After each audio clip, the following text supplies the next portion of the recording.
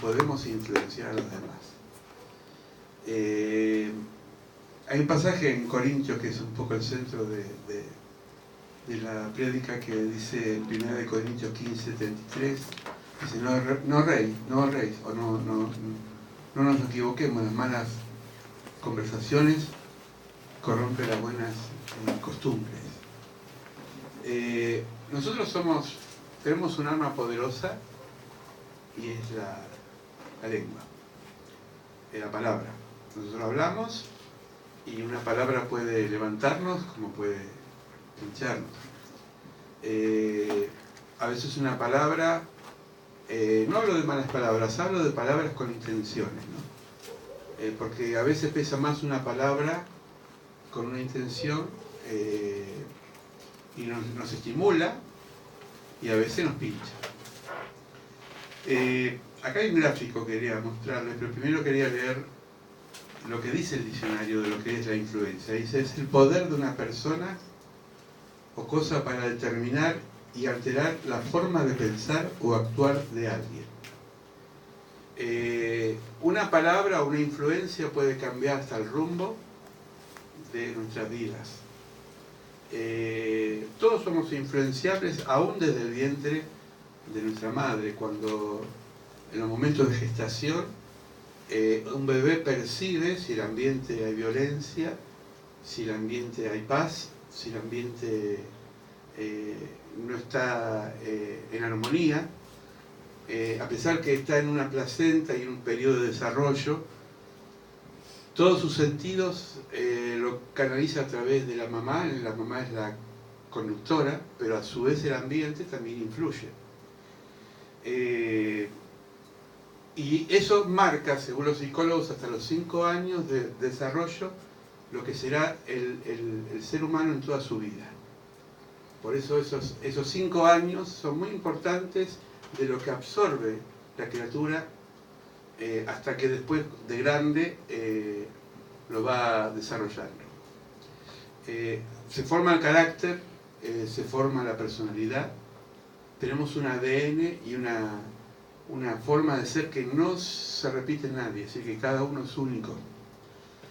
Y la influencia puede de alguna forma también afectar en el sistema nervioso.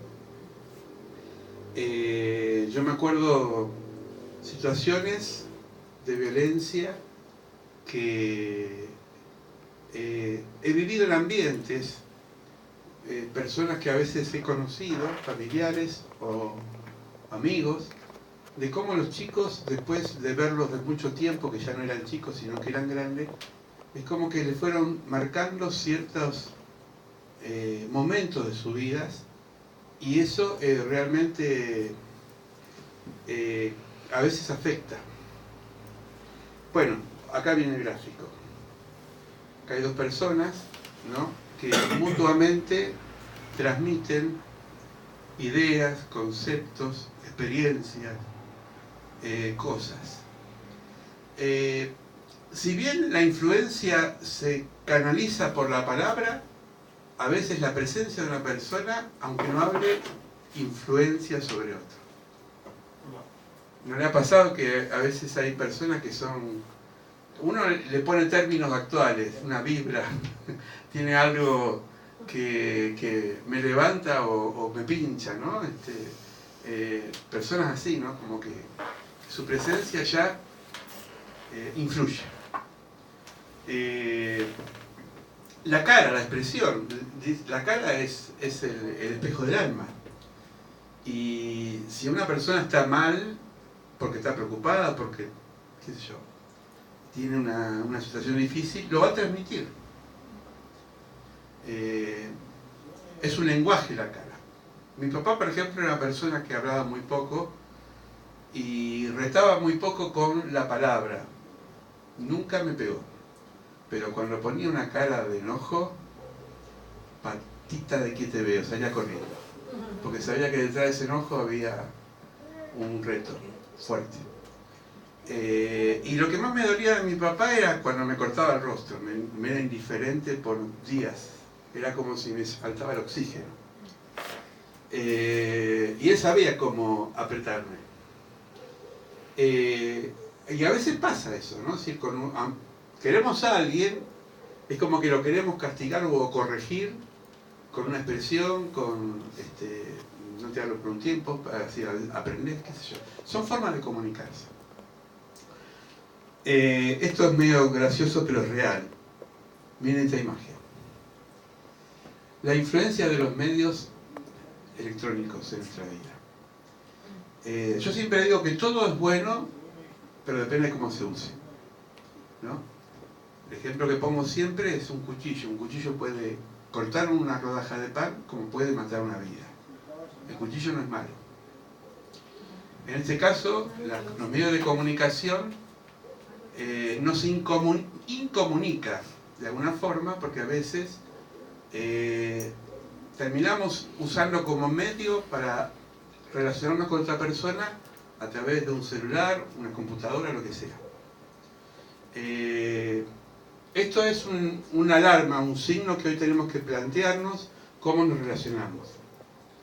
La otra vez me decía alguien, tuve 3 días sin celular y casi me muero. Le digo, escucha, si te morís por tan poca cosa, es que vales tan poco.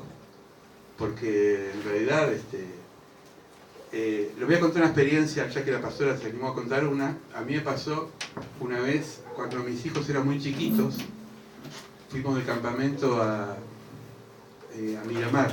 En Miramar hay muchos campings.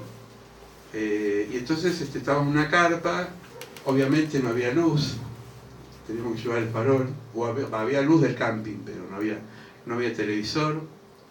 En esa época no existían los celulares, existían esos ladrillos grandes, pero nada más, pero no eran celulares como los de ahora. No había videojuegos porque estábamos en el campo, y fueron 7 u 8 días muy divertidos para todos, que cada vez que nos encontramos lo recordamos, porque era hacer el fuego en una parrilla, porque no había gas para calentar, una olla que nos prestaban en el campamento, el termotanque había que calentarlo con leña, así que había que buscar la leña de temprano, tocaba a mí levantarme temprano, calentar el termotanque para después bañarnos. Es decir, todo natural. Y lo más divertido era la noche. Nos tocó 6 o 7 noches despejado, con mucho calor, y nos sentamos en el piso mirando las estrellas, y creo que nos sabíamos todas las estrellas, porque una de las cosas que mi papá me heredó fue el conocimiento de lo que él sabía de las estrellas. Entonces me decía, esa que es media amarilla y está cerca de la luna es Marte, la otra es Venus, y así. Entonces yo le transmití todo eso a mis hijos, les contábamos cuentos, historias, todo alrededor del fogón, gratis. No gasté un peso en cuanto a consumo, más que la comida. El último día, cuando fuimos a la estación de tren en Miramar, pasamos por la ciudad, es decir, pasamos por la Tentación. Y había casas de videojuegos, de esos máquinas de flipper y todo, metegol y qué sé yo, ponías moneda. ¿Para qué? Se me fue ahí la mitad del sueldo y los pibes enloquecieron. Entonces yo digo, ¿cómo a veces nos cuesta despegar de ciertas cosas que son no tienen precio? Porque es fácil poner una moneda para una máquina electrónica, pero lo difícil es dialogar y crear historias y tratar de buscar la forma de pasarla bien con el otro sin artificios. ¿Me siguen, no? Amén. Por eso acá no estoy hablando de valores, si se puede o no se puede, porque no es prohibitivo el tema, sino es para que reflexionemos cómo ciertas cosas nos pueden a veces alejar en vez de acercar. ¿Se entiende? Vamos a la palabra, pero todavía no nos busquen.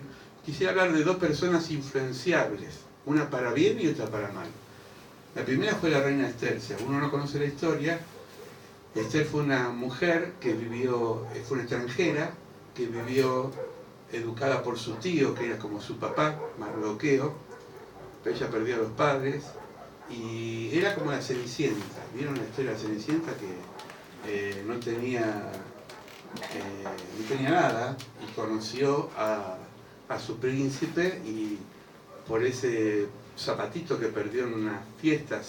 ¿Quién conoce la historia de la Cenicienta? A ver si yo solamente no. Bueno, es linda porque es una niña, una joven, muy bonita, pero maltratada por las hermanas. Las hermanas eran feas, eran envidiosas, tenían todo lo contrario a lo que ella era. Ella era la que limpiaba el piso, una fregona, una sirvienta de la casa. Hasta la madrastra la tenía como de segunda categoría.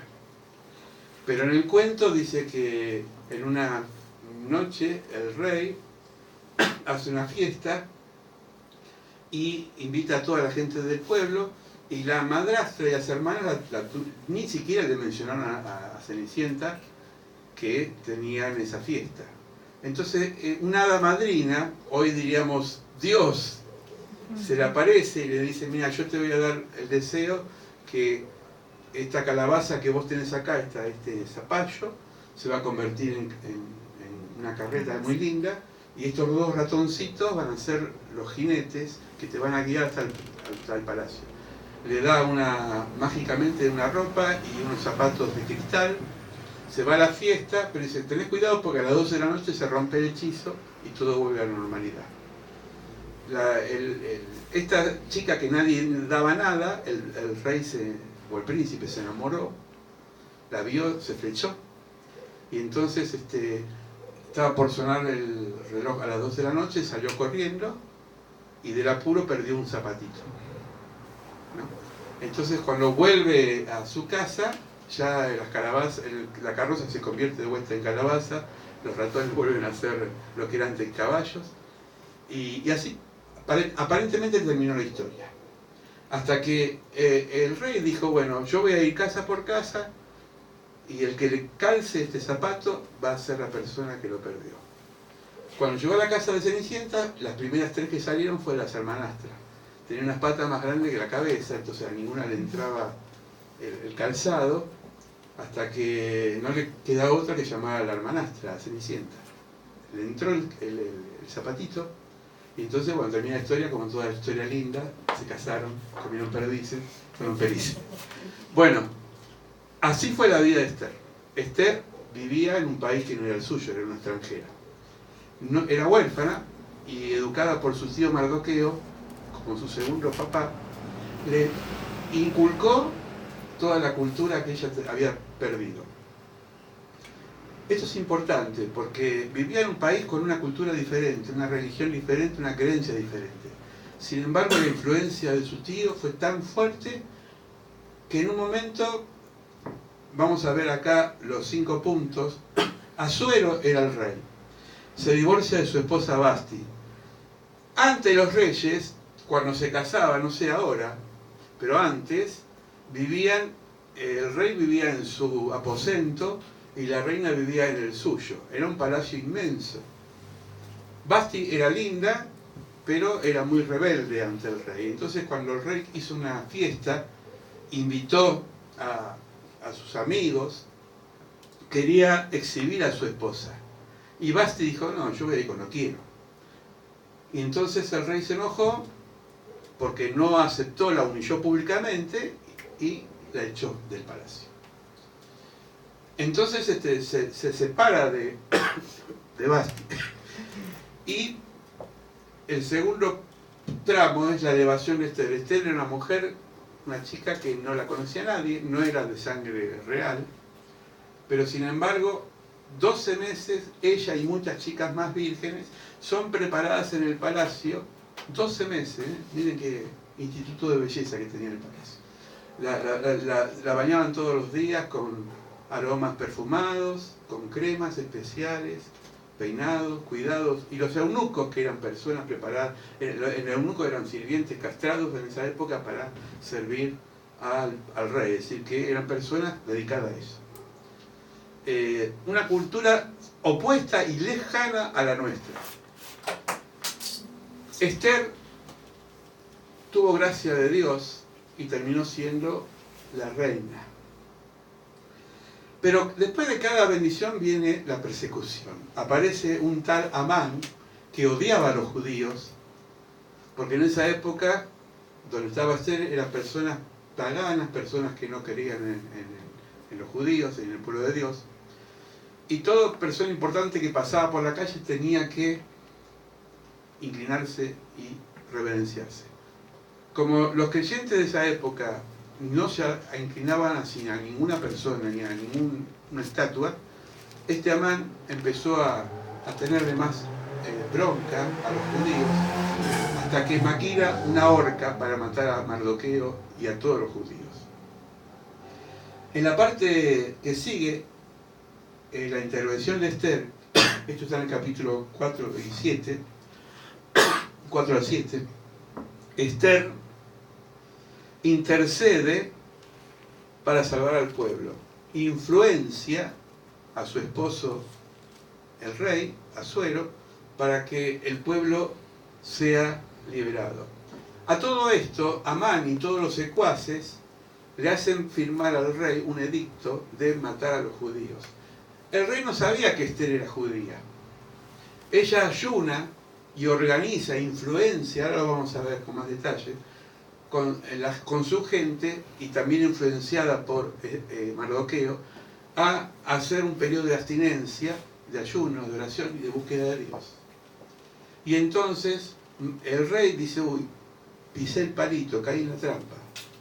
Porque un decreto real no se puede revocar. Es decir, una vez que él firmó matar a los judíos, no podía tirarse atrás. Entonces se le ocurre una estrategia que es darle armas a los judíos para que se defiendan del ataque de su pueblo. Por último, la salvación de los judíos, que mueren muchos, pero sin embargo consiguen la victoria. Ahora vamos al tema. El libro de Esther, capítulo 2, del 7-20, dice: Mardoqueo adoptó a Esther como hija suya, es decir, su tío, porque Esther hacía lo que le decía Mardoqueo, como cuando él la educaba, es decir, era una chica enseñable. Uno de los principios de crecimiento en todas las áreas, uno tiene que ser enseñable. ¿Cuál es la barrera que produce separación entre ser educado y no ser educado? Y muchas veces el orgullo personal. Es decir, esto pasa en la escuela, pasa en todos los ámbitos. Y sobre todo también en la educación de padres a hijos. Es decir, cuando el hijo no es enseñable, no quiere que el padre lo enseñe, sobre todo cuando entra en la etapa de la preadolescencia, que se la sabe toda, entra en una crisis y a veces no quiere acatar los consejos del padre. Porque la influencia a veces puede ser más por los amigos que por los propios padres. ¿Me van siguiendo? ¿Cuántos de nosotros tenemos hijos y a veces los amigos se influenciaron para mal que para bien? Y uno les educa y les dice y le pone límites, le dice, mira que esto es peligroso. Sí, sí, todo bien, pero después salen a la calle, se encuentran con los amigos y hacen lo que quieren.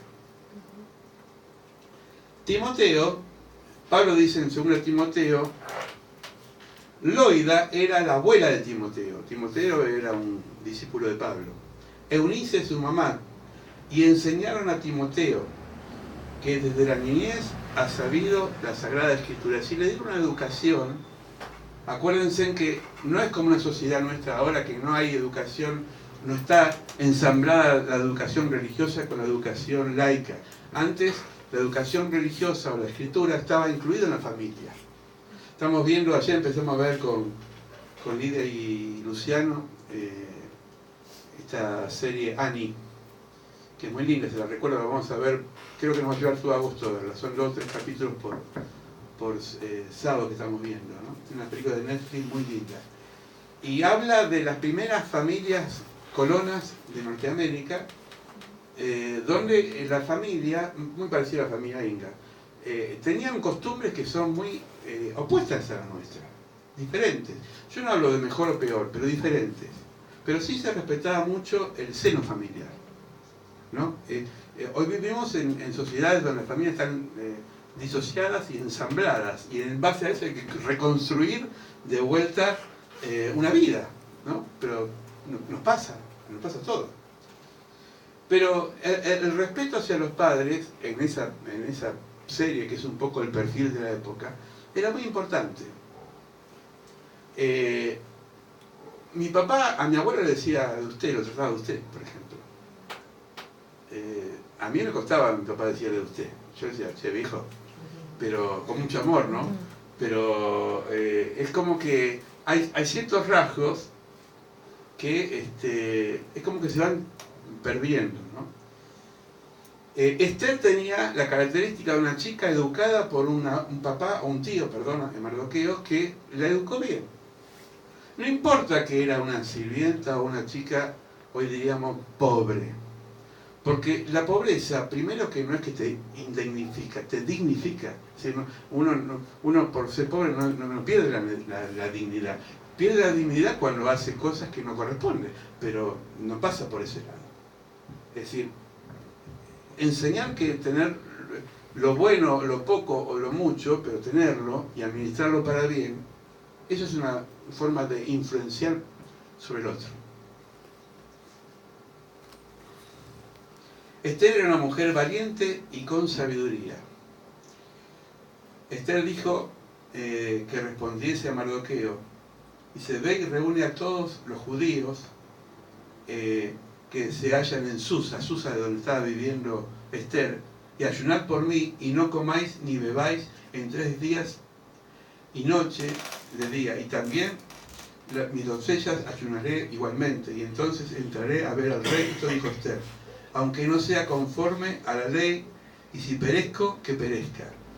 Esto también hoy suena extraño, pero no podía nadie entrar. ¿El rey qué hacía? Juzgaba al pueblo, ¿no?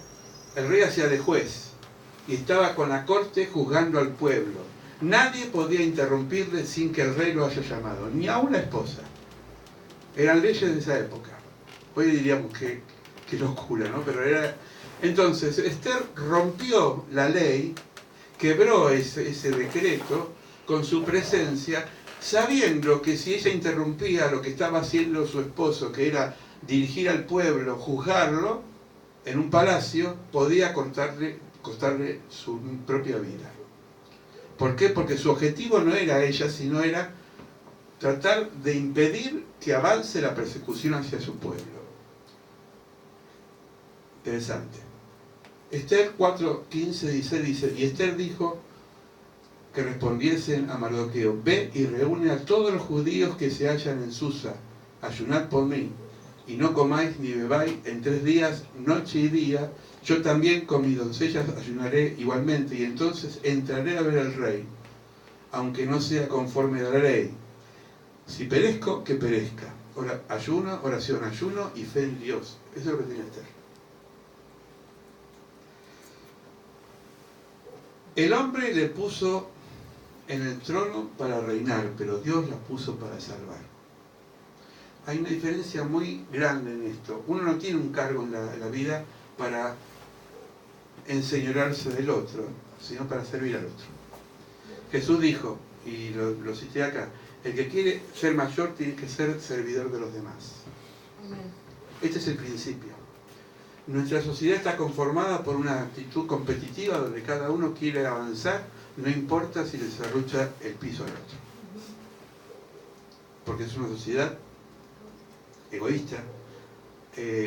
Esto que se llama hoy la meritocracia, que se predica mucho y que no tiene nada de evangélico, porque la meritocracia tiene que ver con yo me lo gané, me lo merezco, y el otro que me importa. Y eso, si no hay una sociedad ni un sistema que a nosotros nos propicie la oportunidad, por ejemplo, de estudiar, ¿qué pasaría si esta sociedad, hablo de Argentina, el estudio sería un costo económico? ¿Qué pasaría con la facultad como la UBA, donde uno tiene acceso, y extranjeros también, pueden estudiar gratuitamente, sin un costo? ¿Qué pasaría con mucha gente pobre que no tiene acceso porque tendría que pagar, por ejemplo? Entonces la meritocracia es dañina en sí misma porque busca resaltar los méritos de uno y no lleva a la sociedad en conjunto a ser contenida. Una sociedad tiene que ser contenida, sobre todo una sociedad que está en peligro como la nuestra. Me van siguiendo. Entonces, no es cuestión de que yo me lo merezca, es cuestión que haya un medio que a mí me dé las facilidades y las herramientas para poder ejercer lo que yo estoy haciendo. Ese es el sentido comunitario. Hablaron otra vez con vos, pero con respecto a la jubilación. En una época había acá jubilación, ¿se acuerdan? La llamada jubilación de capitalización, que eran las AFJP. No sé si alguno cayó en la volteada. Bueno, eso fue una forma de instar a la gente a que invierta en la jubilación como si sería una caja de ahorro. Pero la verdadera jubilación es de reparto. Porque lo que yo aporto no es que lo guardo en el banco para que yo lo voy a cobrar cuando sea anciano, sino que lo que yo aporto entra por ANSES y se reparte a los ancianos o a los jubilados actuales. Por eso es una jubilación solidaria que está pensada en ayudar a los otros que hoy están jubilados. ¿Se entiende? Es decir, acá no hay mérito, acá hay aporte comunitario donde todos nos favorecemos. Pasa con los impuestos, a veces uno no sabe por qué paga la BL, por qué paga ARBA o por qué paga tal impuesto. Los impuestos van al municipio para que el municipio le preste el servicio a los ciudadanos.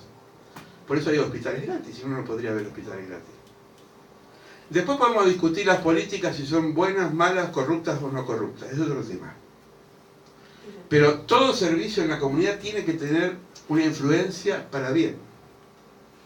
Por eso, cada decisión que hace el que gobierna es una decisión que influencia para bien o para mal. Sabemos los cristianos que Dios tiene la última palabra. ¿Amén? Amén. Pero en la tierra hay hombres que Dios los puso. O el pueblo los eligió. Ahí entra el punto de convergencia, ¿no? Que uno tiene que reflexionar. Esther no estaba para reinar y decir, yo soy la reina y ahora voy a hacer lo que la Dolce Vita me permita, sino se atingió en su corazón porque su pueblo estaba mal. Es decir, diríamos que era una persona que sintió el dolor aunque no estaba en medio del dolor. Porque uno puede tener empatía aunque no viva en el lugar. A veces a usted no le aflige ver gente en la calle, aunque sea por televisión, o cuando pasa por el colectivo, y no quiere decir que uno se va a vivir en la calle. Pero cuando somos sensibles a eso es porque nuestro corazón está de alguna forma tocado por la sensibilidad social. ¿Amén? Amén. Jesús dijo, tengo compasión por la gente que no tiene quien las oriente, que andan como ovejas sin pastor. Eso es una frase tremenda. Para esto vino Esther a la tierra, para un propósito. Ser reina, pero no reinarse en los demás, sino servir a los demás. Para pensar, ¿por qué la integridad, piedad, cautela y valor de Esther y Mardoqueo fueron vitales para salvar a los judíos y a ellos mismos? Acá hay palabras claves. ¿Qué es una persona íntegra? Una persona que no se dobla a las circunstancias, que mantiene sus principios. ¿Hay personas íntegras? Claro que las hay. No somos íntegros totales, pero tratamos de ser íntegros. O deberíamos ser íntegros. La piedad tiene que ver con la devoción, es decir, la persona que tiene una devoción espiritual hacia, en nuestro caso, a Dios. Es decir, no somos personas que no creemos. Porque creemos, tratamos de crecer en base a nuestra fe. La cautela. Eso a veces carecemos, ¿no? Ser cautelosos. Por ahí no es el tiempo de hablar, de actuar, pero ser cauteloso, ver la situación. Y el valor, la valentía de enfrentar la situación a pesar de la circunstancia. Por eso siempre a mí me ha asombrado personas, y sobre todo mujeres, porque esto es hay que reconocer a las mujeres, somos 3 varones contra el resto de mujeres. Pero hay que reconocer que son valientes por naturaleza. Porque paren, nosotros no sé si partiríamos o nos aguantaríamos el parto, seguro que no. Enfrentan la desgracia a pesar de todo lo que eso conlleva. Las circunstancias la enfrentan con mucho valor, con mucha fuerza. Nosotros, entre comillas, el sexo débil, lloramos quizás o somos más flojos. Porque hay más viudas que viudos. Porque no aguantamos. Porque no aguantamos. Esa es la estadística. La mujer se levanta, pelea, sigue adelante. ¿No? Y Nosotros, como decía Dante, nos duele la muela y ya pensamos en el mundo adelante. Ay, me duele la muela, me voy a enfermar. A la mujer le duele la muela, la cabeza, la pierna, los pies, todo. Está con su periodo, todo, y tiene que seguir adelante. Cocinar para sus hijos, ir a trabajar, qué sé yo, un montón de actividades. Dicen que ustedes pueden abarcar muchas cosas y son muy objetivas para abarcarlo. Nosotros no podemos masticar chicle y caminar al mismo tiempo. Así son. El sexo es fuerte. Esther era una mujer con temple, con valentía, y influenció para bien. Bueno, esto es una pregunta. ¿Qué estás haciendo en tu vida para Dios? Porque Mardoqueo tuvo éxito con ustedes. Y la pregunta es, ¿por qué tuvo éxito? Bueno, esperar en Dios. Hay tiempos, hoy decía no sé quién, hay que esperar en Dios. Nos cuesta esperar, somos pacientes, impacientes. Confiar en Dios, ser sumiso a la voluntad de Dios, ser fiel a Dios y obedecer a Dios. En una palabra, depender de Dios. Ese es el secreto. Hay un refrán oriental que dice, si tiene solución, ¿por qué preocuparse? Si no tiene solución, ¿por qué preocuparse? Pero no se preocupa. Tendremos que ocuparnos, no preocuparnos. Jesús dijo en Mateo 7, no se preocupen, no se angustien por el día de mañana. Cada día tiene su afán. Dios obra a favor de Esther. 5, del 1 al 8, dice, aconteció que en el tercer día se vistió Esther su vestido real. Se puso ya en pompa de princesa, de reina. Entró en el patio interior de la casa del rey, enfrente del aposento del rey, y estaba el rey sentado en su trono en el aposento real. Enfrente de la puerta del aposento, cuando vio a la reina Esther que estaba en el patio, ella obtuvo gracia ante sus ojos. Es decir, un buen paso que Dios estaba con ella, un signo que Dios estaba con ella. Y el rey extendió a Esther el cetro de oro que tenía en la mano. Entonces vino Esther y tocó la punta del cetro. Dijo el rey, ¿qué tienes, reina Esther? ¿Y cuál es tu petición? Hasta la mitad del reino te daré. Es decir, el rey le daba todo a la reina. Ella lo único que quería era salvar al pueblo. Ni pensó en ella. ¿No pasa con las mamás a veces que se privan de pequeñas cosas en favor de los hijos? Porque Dios es también padre y madre, es decir, Dios es completo. Dios, dice Isaías, como una madre me has cuidado, Señor. Y nos tiene como la gallina tiene a los polluelos, bajo sus alas. Y así somos nosotros, o ustedes, sobre todo mujeres, cuando tienen que privarse de algunas cosas en beneficio de los demás. Vamos ahora a la influencia negativa. En Mateo 14:3, ¿se acuerdan de Herodes? De Herodes había aprendido Juan. Hubo muchos Herodes, el grande, el tetrarca, Herodes Antipas. La familia de Herodes eran como muchos que están en las provincias, que son pseudo, tienen un pseudo gobierno, ¿no? Y gobiernan ahí como patronos de campo, de estancia. Bueno, Herodes tenía toda la familia metida. Y uno más corrupto que el otro.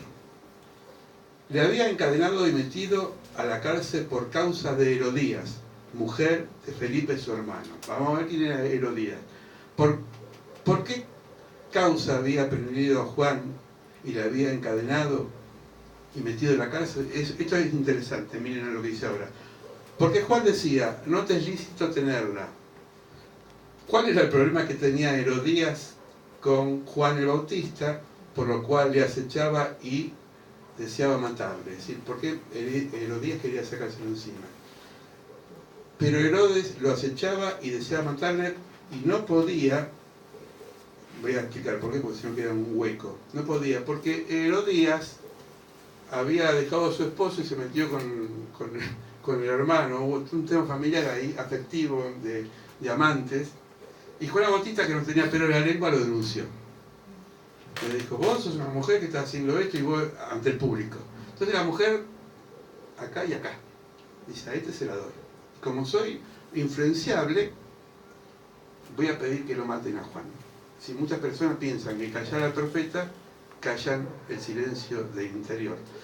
Algo parecido pasó con, no estaba en mi argumento, pero me viene a la mente, con David. David cometió adulterio ¿con quién? Jezabel, ¿no? Y cuando quedó embarazada, quiso primero taparlo con Uría, el esposo, le quiso convencer de que tenga relaciones con su esposa para tapar el chanchurro que le había tenido. Como era más íntegro Urías que David, le dijo, yo no puedo acostarme con mi esposa, aunque es mi esposa, porque en el campo están peleando mi gente. Y entonces, ¿qué hizo Urías? Íntegro, una persona íntegra. Durmió en la puerta del palacio, pero no entró en la habitación. Entonces David buscó vino, lo emborrachó bien, y dijo, bueno, ahora mamado seguramente que lo voy a mandar al cobertizo. Y el tipo mamado y todo, dijo, no, yo, señor, no voy a meterme con mi esposa porque y se quedó ahí. Así que estaba lúcido, aunque estaba borracho. Y David dijo, ahora con qué lo... Entonces se le ocurrió el plan C, A, B, C, fracasó el C. Voy a tratar de que en el campo de batalla lo pongan solito, cosa que el enemigo lo mate a flechazo. Así firmó el siervo de Dios, David, ¿no? Y murió Elías. Entonces, bueno, ya está, muerto el perro, muere la rabia, ¿no? Ante Dios todo queda oculto, pero todo no queda oculto, sale todo a luz. El profeta que tenía David, Natán, le dijo, ajá, Dios te va a decir algo. ¿Y por qué lo tocó? ¿Por qué lado lo tocó a David? Por la parte que él tenía como fortaleza. Porque todos tenemos debilidades y fortaleza. La debilidad de David era las mujeres, la fortaleza de David era la justicia. Él no aceptaba la injusticia.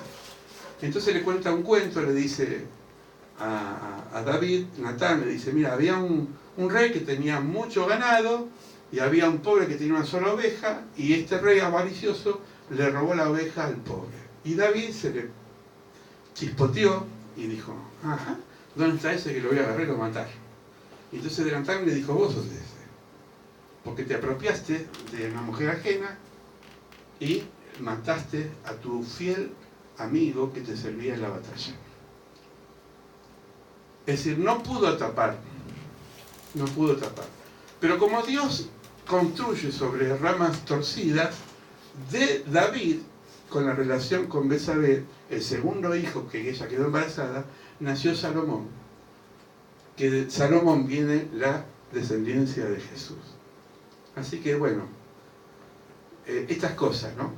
Me van siguiendo como a veces nosotros metemos la pata, pero Dios tiene misericordia y vuelve a encauzarnos.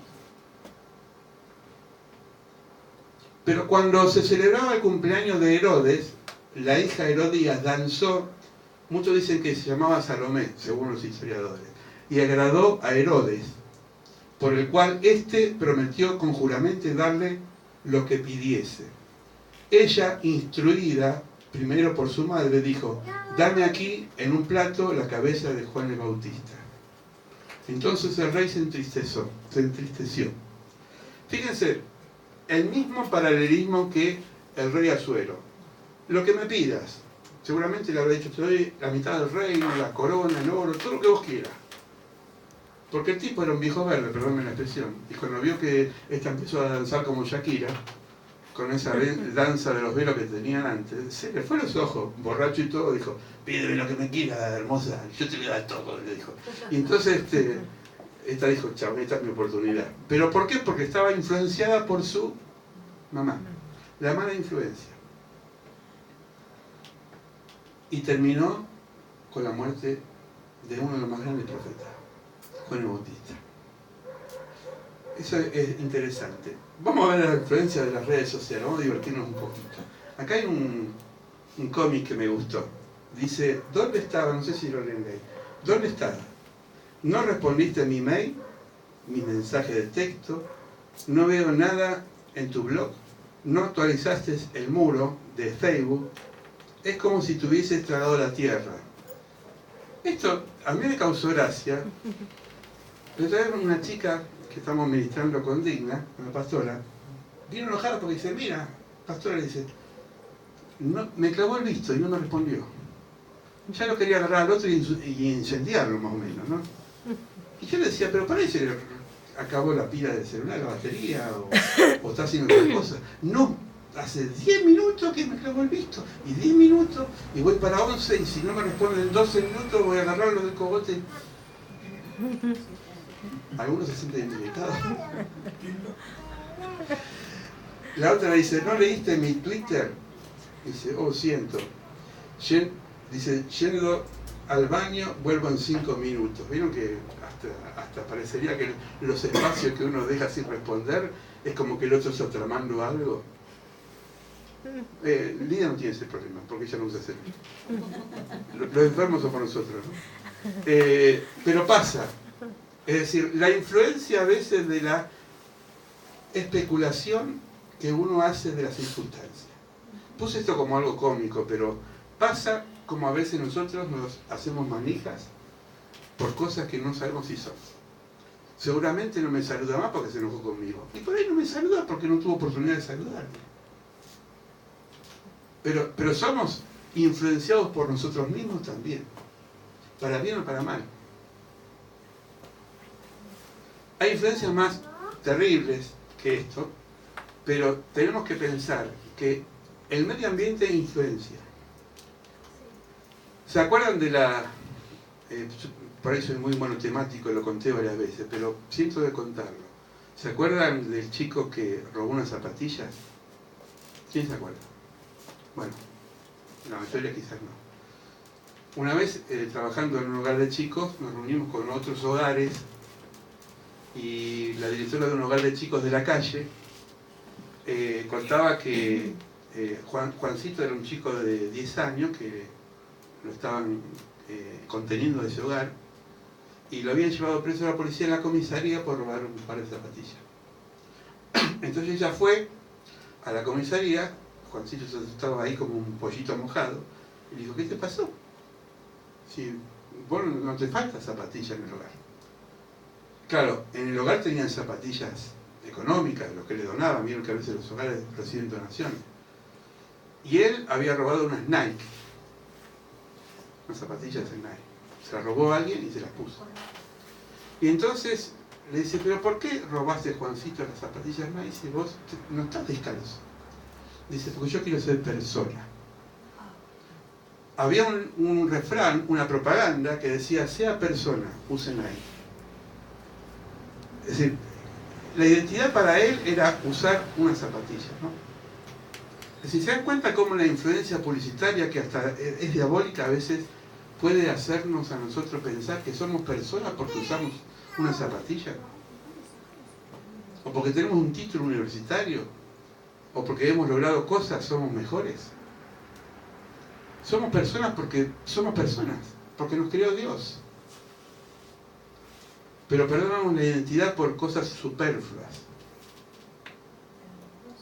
Y eso es algo que tenemos que nosotros fortalecernos. Por eso dice Pablo en Romanos, no se conformen con este mundo, renueven su mente, transformando la sociedad. Nosotros somos agentes de transformación, no nos puede transformar la sociedad a nosotros. ¿Cuál fue el pecado de Adán y Eva? Es una analogía, es un símbolo que está bien ilustrado en la Biblia. El deseo. Dios le dijo, vas a comer de todo, pero de ese árbol no comas.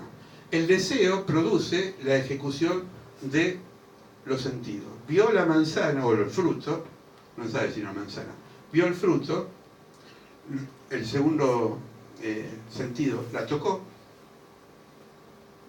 el tercer sentido la gustó, olió, el olfato, ¿no? Otro sentido, y el quinto oyó que Dios venía. Y ahí el hombre se cabulló y se escondió porque se vio que estaba desnudo. Es decir, fíjense cómo se despertaron los sentidos en aras de qué, de desear algo que no les competía desear.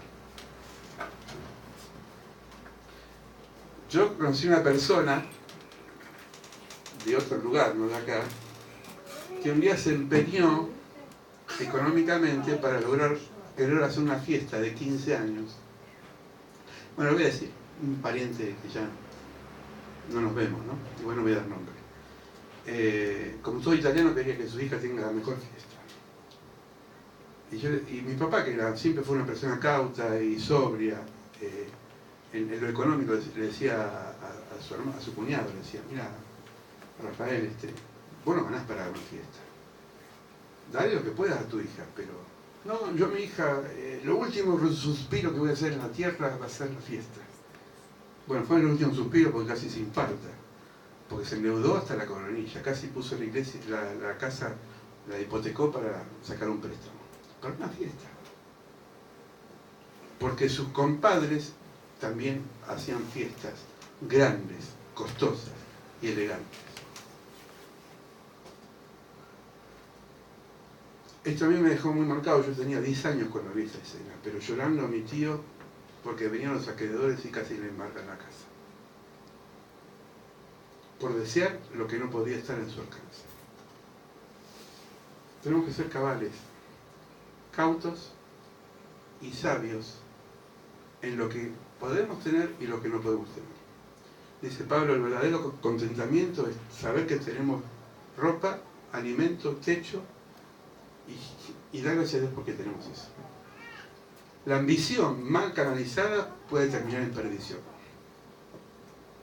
Por eso la influencia social, la influencia de los medios, tenemos que ser muy astutos